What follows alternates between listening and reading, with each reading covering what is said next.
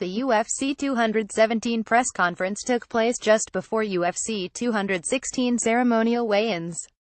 Although Cody Garbr, TJ Dillashaw, Joanna Jedrzejczyk and Rose Namajunas were all at the conference, with Michael Bisping and Georges St-Pierre, they all took a backseat to the verbal sparring between the main event fighters.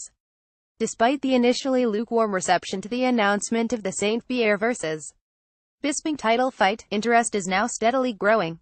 Between the lull in big UFC events and the growing stature of UFC 217, the hype around the fight atop the New York card is picking up momentum, and the trash talk between its two headlining competitors is only helping.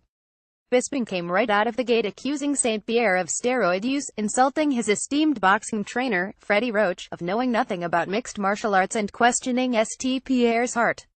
St-Pierre, for his part, remained fairly timid, asking Bisping if he was inebriated, much like he did in their last press conference.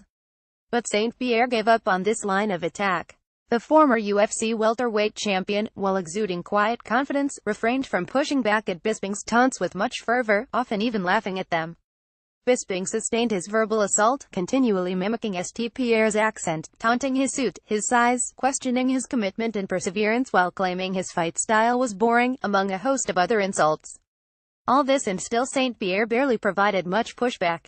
When asked, St-Pierre said he thinks Bisping is an all-time great, but he's got a loss November 4th, this I can guarantee you. St-Pierre said, he's not going to beat me. There's nothing more sure. Water is wet, fire burns, and I'm going to beat Michael Bisping. Bisping retorted and asked how St-Pierre would defeat him. Finally, some intensity came to St-Pierre's face. I'm going to do whatever I want to do, St-Pierre shot back.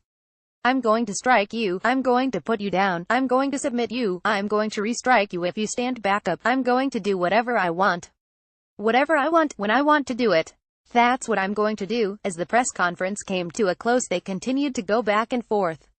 St-Pierre called Bisping an angry man who takes everything as an insult, and Bisping said he beat St-Pierre on heart and mind. With the conference now over, it is hard to say which of the two came out on top. Bisping's volume and mockery seemed to be trumped by the intensity of St-Pierre's guarantees.